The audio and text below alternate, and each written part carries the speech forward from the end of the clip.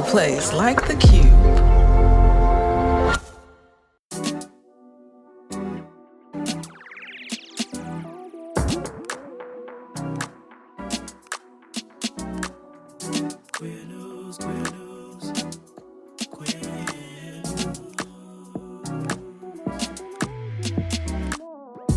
Family, it's your favorite queer radio personality, Anna Deshawn, and this is Queer News, your favorite weekly news pod where race and sexuality meet politics, culture, and entertainment.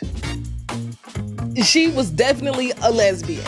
She was a very, very aggressive pursuer of women. I am unclear how she ended up in Denmark with a man's wife. Let me tell y'all something right now. Isabel Pell was a problem. It takes something to get run out of New York City, okay? Isabel and Claire immediately joined the Maquis, the French resistance. But the thing that Isabel Pell is best known for is the rescue of a unit of American paratroopers. Was it Isabel or was it both? Which one it was, I'm not sure we will ever know for sure. Now, what will we never know, you ask? Well, you gotta watch to find out. You already know, family. Our first queer women's history video has dropped on Isabel Pell. She was a badass, handsome lesbian, okay? Wreaking havoc in the streets. But we could all use some Isabel Pell courage today. And to get all the details, to get her story, you got to pod in, okay? To me and Amanda's Queer Women's History series on E3 Radio's YouTube channel. It's so good. This week, we're talking about Ma Rainey. Okay, so get tapped in because this is queer history done right. Also, family, I love how y'all have been dropping me tips. Come on, keep them coming. I love reporting on people and places and news that I have not heard about. This is how you help get the word out about what's happening in your local communities. Come on, drop me a queer news tip. Information is in the show notes. QCrew. QCrew! What's going on? Thank you for your continued commitment to helping me sustain this podcast. Seriously, you helped to cover the cost of our editor, Ryan. And family, I know some more of you are going to join, and that's going to help cover the cost of our new video editors and my new virtual assistant. Family, I can't do this alone. There's no way this can be sustainable without a team, especially right now in this climate. I have brought on 3 new folks in the last 45 days. It has been a wild time over here producing the podcast, but it has been so good.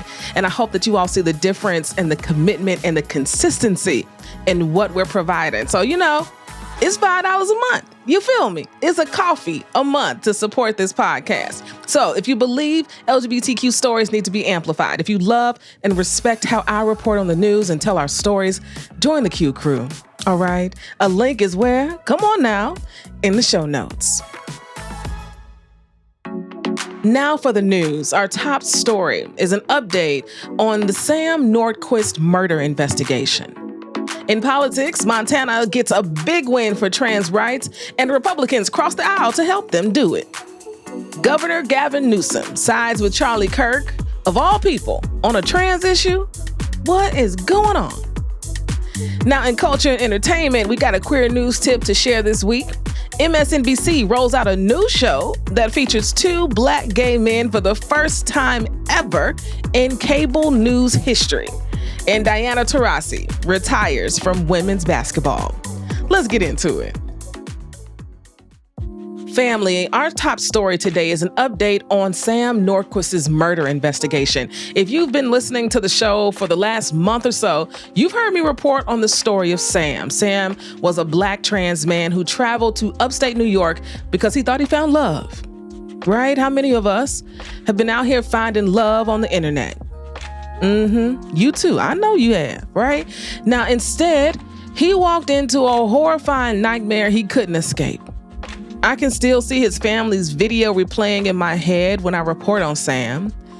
as they shared their story and their grief, how they tried to get him to come home, how they tried to contact him so many times but never heard back, how they contacted local authorities twice, but nothing came of it.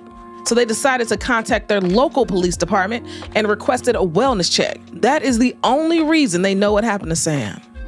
The family is saying if local authorities had done their jobs, Sam would be alive today. Now, last week, the prosecutors working the case held a press conference to provide the latest updates. Now, 7 people are being charged. 7. If you remember, it was 5 before, okay? The details of what Sam went through just get worse and worse and worse. And the prosecutors say this is just what they know right now, which when I read it, I interpreted that to mean that there could be more awful news to come. And how could that be possible when I report to y'all what has already been documented? The prosecutors shared that Sam was held at an upstate New York motel for a month. They said he was treated like a dog, but honestly, family, this was way worse. People treat their pets, okay, far better than they treated Sam. They would beat him. They would feed him feces, urine, tobacco juice. They would pour bleach on him and duct tape him. They starved him. They sexually assaulted him with multiple random objects.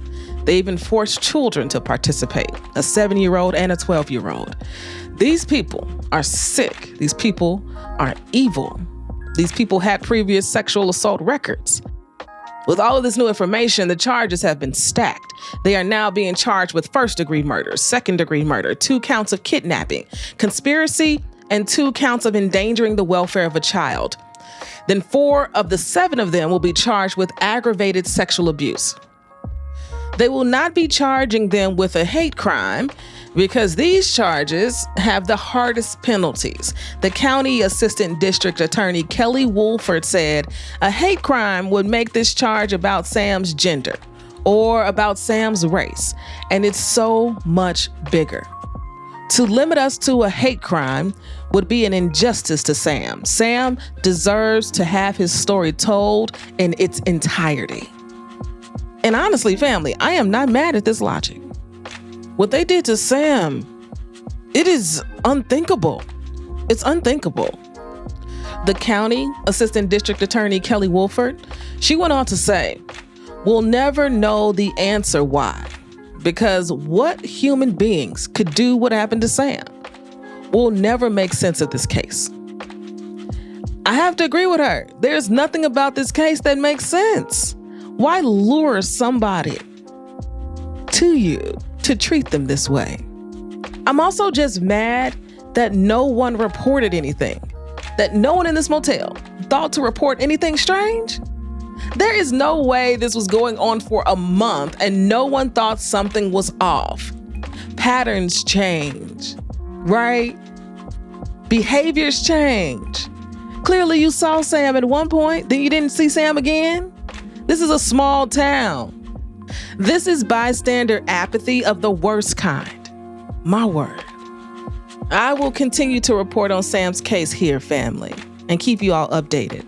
This is why the Queer News Podcast is so incredibly important, because we get to do these updates. We get to center our stories right here and not move on to the next thing. That's what we get to do here.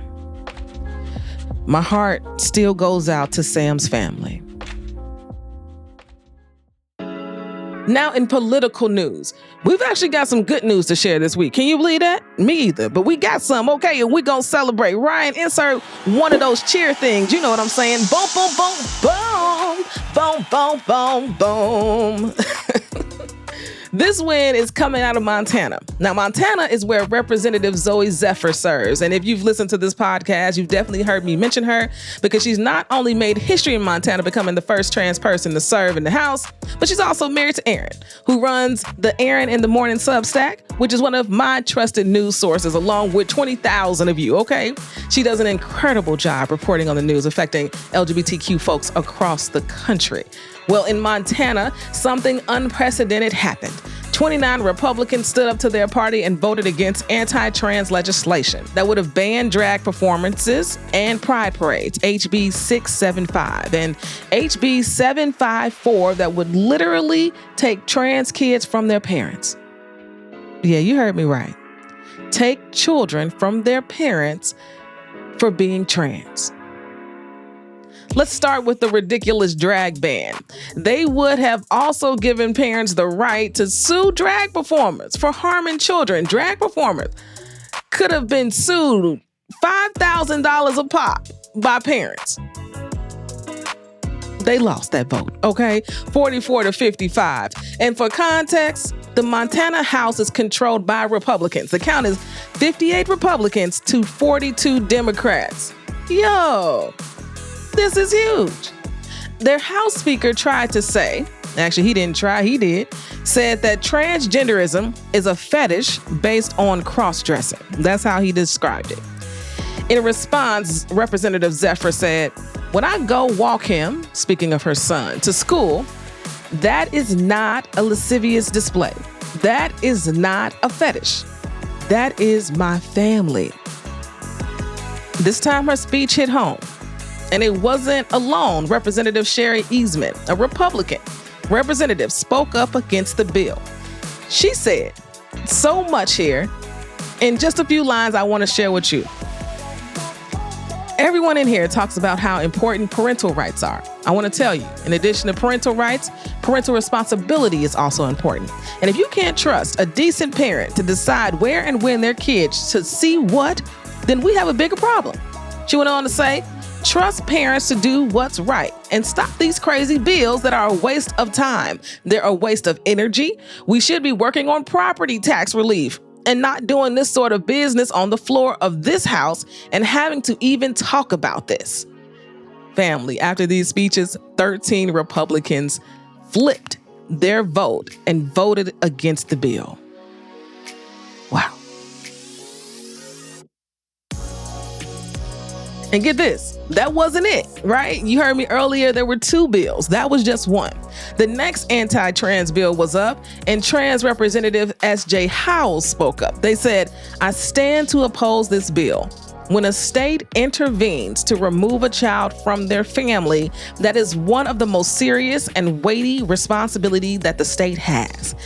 That is not something to be taken lightly. Every time a child is removed from their family, it's a tragedy. Sometimes a necessary tragedy, but a tragedy nonetheless. This bill does not come close to the seriousness with which those decisions should be contemplated." They went on to say, "Put yourself in the shoes of a CPS worker who is confronted with a young person, 15 years old maybe, who is happy, healthy, living in a stable home with loving parents, who is supported and has their needs met. And they are supposed to remove that child from that home and put them in the care of the state. We should absolutely not be doing that." Come on, SJ. Come on, SJ. And thank you, Aaron, in the morning for reporting on this. Family, I'm telling you right now, if you do not follow Aaron's Substack, do it. Okay, follow it. Figure it out. You understand? The things she's reporting on are so important. The depth in which she reports is so important. Now, when this bill went for a vote after SJ's speech, 29 Republicans voted against it. If you remember earlier, I said that there were 58 Republicans serving in Montana's House. That was nearly half of them. Wow. Thank you, Representative Zephyr and Representative Howell, all of the activists and advocates in Montana that are doing the work every single day. Yo, I hope you got to smile after these wins and take them in a little bit, because I know y'all got back to work. I know you did. I know you did. But I really do hope that you were able to take this in a little bit. Soak it up. Because to get Republicans to cross the aisle right now in this climate today, that takes relationship building. That takes time. That takes getting to know them, right? This is what we need. More relationships being built. Less ignorance.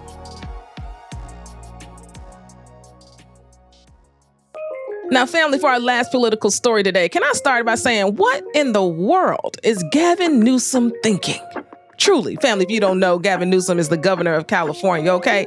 And I also want to know, who is advising him? Who is it? He started a podcast called This is Gavin Newsom on iHeart. And let me just read you the official podcast description.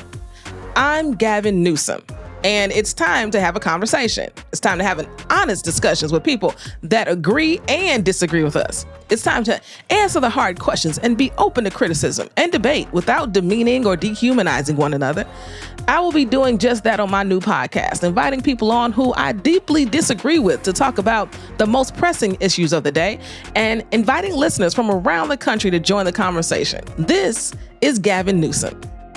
Okay, fine. For all intents and purposes, that's a fine idea, I guess. But to decide to have Charlie Kirk as your first guest, really? That's where we starting. That's where we gonna start. A far right-wing anti-LGBTQ extremist? Family, I promise you I get it. This is a show that would get lots of people to tune in. He's a huge figure. People know he's looking to run for president in 2028. This is probably the beginnings, right, of some of that campaigning. All of this is happening, right? But Charlie Kirk, and then you decide that the one thing you are not going to disagree with him on is trans folks playing sports. The less than 10 that are playing in college right now, this is what you decide to agree with Charlie Kirk on. Oh, Gavin. This makes me and so many others look at you sideways. And I just want you to know, you are slowly or maybe quickly killing your 2028 presidential bid before it even gets started. You cannot, and I want any politician to know this, you cannot win this election pandering to moderates. Did the Harris Wall campaign teach you nothing? It was an experiment that they ran and it did not work. Gavin's record cannot be diminished, all right? He has absolutely passed many pro-LGBTQ policies. As a matter of fact, this might be the first anti-LGBTQ thing I think I've ever heard him say, right? And how can we forget how he stepped to Trump, right? At the airport just a few weeks ago, standing up for his state's federal funding, when Trump was literally doing everything he could to avoid him. Mad respect. But honey, you cannot throw trans folks under the bus and think you're gonna get the votes. You just won't. You will not. This moment, okay, deciding to agree with anything Charlie Kirk had to say in such a public forum will be your demise, okay? The internet does not forget. Republicans won't forget. Democrats won't forget. You will hear this soundbite until you decide to drop out. I'm going to be able to come back to this episode when you decide to run. And I'm going to be able to come back and pull this audio right here. Family, please tell these politicians to put the microphones down. Please. All right, y'all. I think it's time to take a break, huh? Let's take a quick break, and when we get back, let's jump into some culture and entertainment. My name is Amanda Timpson. I'm the founder of a public history project called Yesterqueers that celebrates the broad expanse of queer history and actively seeks to rectify our historical erasure. I thought that other people might be interested in hearing the stories of our queer ancestors, and it turns out I was right. I wanted to talk about Isabel Pell this month for a couple of reasons. First, because she had a fascinating life that culminated in her joining the French Resistance during World War II, and now seems like a good time to talk about queer people who resisted the march of fascism. Amanda, I honestly couldn't agree more. We could all use some Isabel Pell courage today. So family, go check out our video on E3 Radio's YouTube channel or click the link in the show notes. This series is Queer History Done Right. My name is Jake Wittick. I am the managing editor of Windy City Times, which is Chicago's legacy LGBTQ plus newspaper since 1985. And this is a really exciting time to be part of the Windy City Times team because we're turning 40 this year and the paper's really primed to undergo a renaissance. And that's because we've been leveling up our newsletter game. And what's really exciting is BLACKlines, which Anna is the writer for. And BLACKlines is a publication that covered Chicago's Black queer community in the 90s and early 2000s. We've brought it back. So the newsletter shares current events, current news, features, everything affecting Black queer people, but also dives into the archives. So it's a really fun past meets present, and it's lifting up voices that are often underrepresented in news. Jake, I am so excited to be part of reviving BLACKlines. Family, if you want to subscribe, a link is in the show notes. Family, welcome back to the show. Now let's get into some culture and entertainment. First up, I received a queer news tip from a listener this week. I absolutely love it. I love that these are rolling in, okay? I promise you, they brighten my day. So send me some queer news tips. But in the meantime, let's hear this tip from Elle. Hello, I am Elle. Thank you for the news that you provide to the community and about the community, with the community. My tip is I'm a professor and I have a book called Black Queer Sexual Ethics, Embodiment, Possibility, and Living Archive through Bloomsbury.com. That's the press. And that was published in June 2024, Pride Month. And it could be helpful to the public in that it is thinking about sexual ethics through a lens that counters the anti-body, anti-Black ethos of many Christian discourses about sexuality. So check it out if you feel so inclined. Thank you. Thank you, Elle, for dropping us a line. They'd love for you to consider picking up the book from an independent bookstore or directly from the press. Once again, this book is titled A Black Queer Sexual Ethics, Embodiment, Possibility, and Living Archive. I read a little bit more, yes, about the book, and Elle explores the moral imagination of sexual and gender nonconformist communities in 1920s Harlem, their rent parties, blues environments, and Hamilton Lodge Ball as well. If this sparks your interest, family, I included a link to their website in the show notes, okay? Thanks again, Elle, for dropping us this tip. Oh, family, what do we do with MSNBC? They dropped Joanne Reed's show, The Readout, a couple of weeks ago, which was one of the worst decisions they could have ever made, only to roll out a new show called The Weekend, featuring not one, but two Black gay men dishing the latest in political news. To love, to hate them, I don't know. But I will say, this is the first time two Black gay men have co-hosted a new show together on a major network. Jonathan Capehart and Eugene Daniels. Congratulations, okay? Well deserved. I mean, Jonathan has been a longtime fixture at MSNBC, and let's be clear, he is a Pulitzer Prize winning journalist. Can I just take a moment and say, may I be a Pulitzer Prize winning journalist one day? Can I tell y'all that is on the list? Okay, that is on the vision board. But I digress. Eugene is newer on the scene and incredibly respected. He was just elected president of the White House Correspondents Association. And before becoming the new senior Washington correspondent for MSNBC, he was the chief playbook correspondent and White House correspondent at Politico. Do you understand? These two gentlemen's resumes read, okay? I have no doubt they will be fantastic together. And Jackie Almany rounds out the trio. Jackie has been covering the White House at the Washington Post for the last 6 years. Darian Aaron of GLAAD and a contributor to this podcast. Y'all know Darian. He said, in a time when critical information reported through the cultural lens of Black journalists is constantly absent in newsrooms across the country and high-profile anchor positions on cable news, the addition of Jonathan Capehart and Eugene Daniels is progress worth celebrating and an example for all organizations, media or otherwise. Black and queer people are in all occupations and all areas of the country. He goes on to say, Capehart and Daniels will make history, but they will also bear the responsibility of speaking truth to power in the face of a hostile administration, ensuring more voices are brought to the table, and must open doors to more journalists from all backgrounds who are as talented but lack access to the same opportunities. The world and our community will be watching. You right about that, Darian. We're going to be watching, okay? Family, the show will launch in April. Late April, they say, and they'll be on for 6 hours every weekend from 7 a.m. to 10 a.m. Eastern. All right? We definitely will be watching.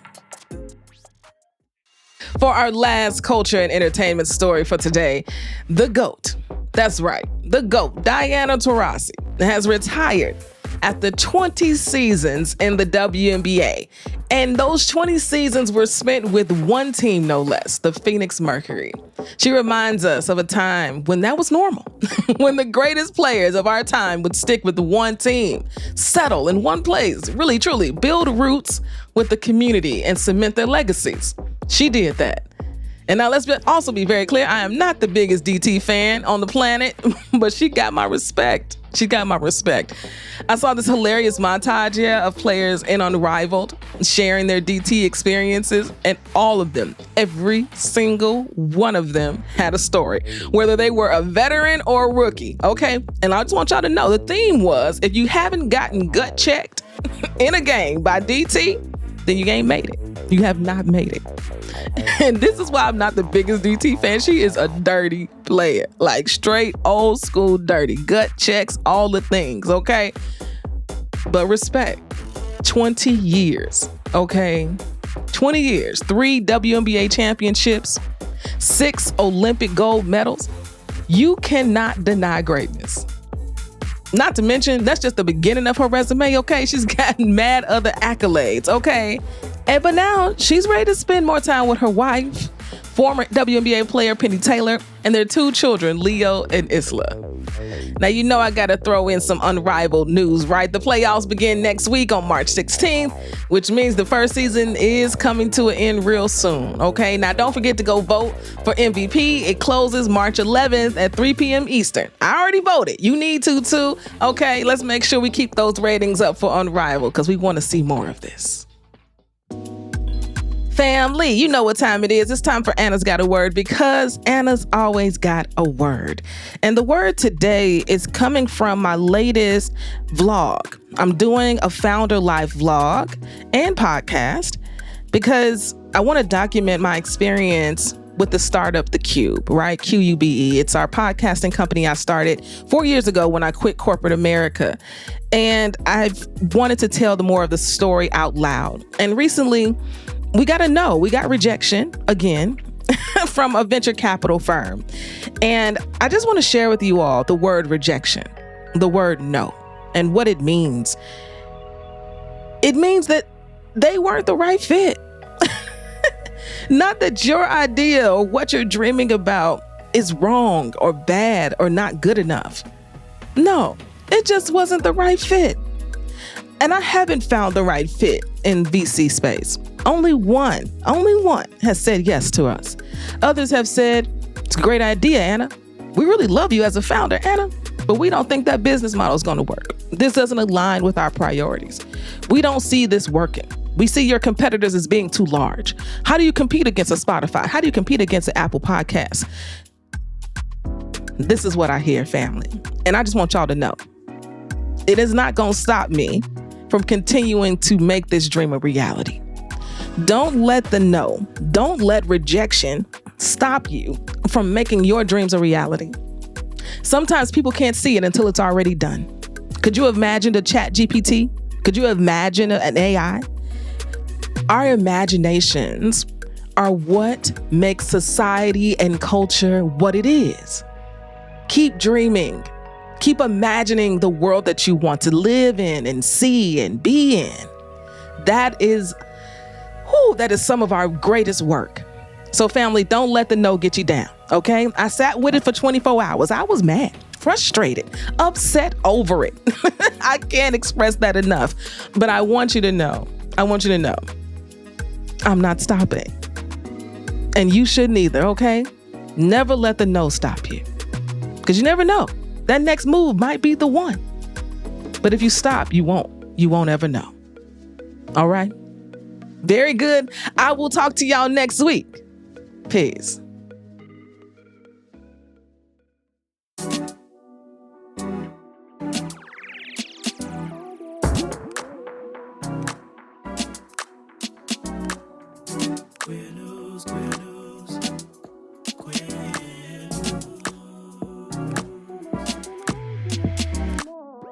If you've enjoyed what you heard, rate and review us inside your favorite podcasting app.